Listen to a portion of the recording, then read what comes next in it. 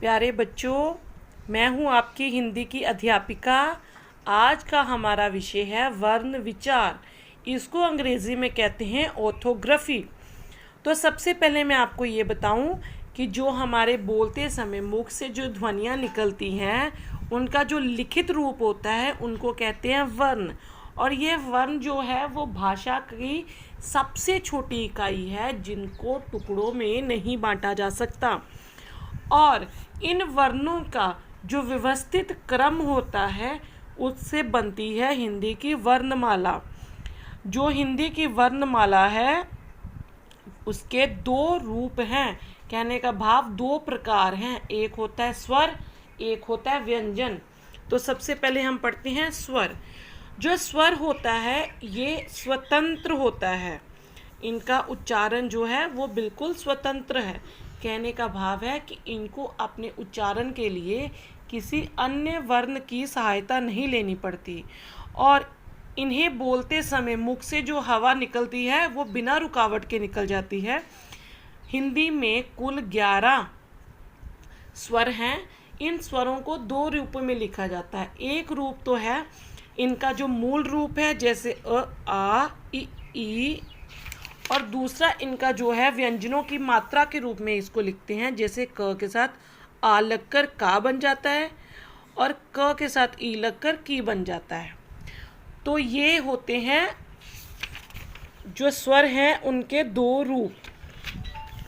तो अभी देखते हैं कि स्वर के भेद। जो स्वर है उनके 3 भेद होते हैं। एक होता है ह्रस्व, एक होता है दीर्घ, एक होता है प्लुप्त। जो ह्रस्व होता है इसके उच्चारण में सबसे कम समय लगता है, जैसे अ, ई, उ और री।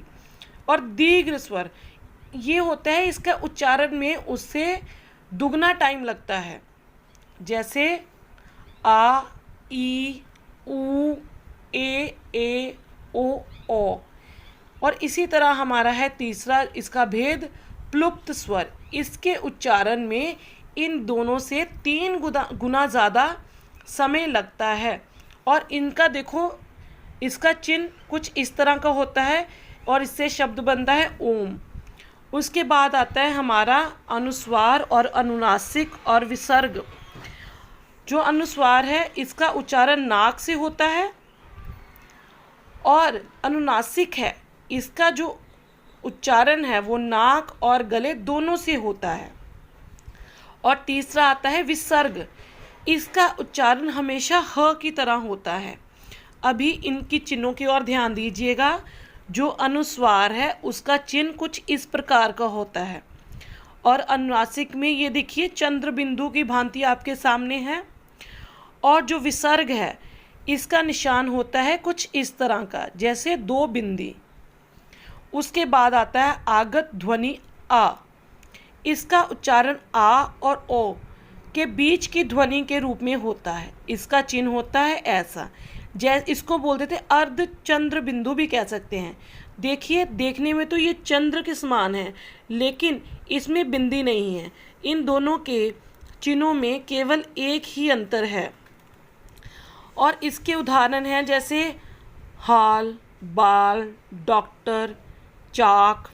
ये देखिए इन सभी में ये लगा है आगत ध्वनि। इसके बाद आती है मात्राएं। ये मात्राएं जो होती हैं ये स्वरों के निर्धारित चिन्ह होते हैं। जैसे कि हमने पहले भी बात की है कि जो व्यंजन होते हैं उनको उच्चारण के लिए स्वरों की सहायता लेनी पड़ती है और ये स्वरों के जो निर्धारित किए चिन्ह होते हैं वही कहलाते हैं मात्राएं।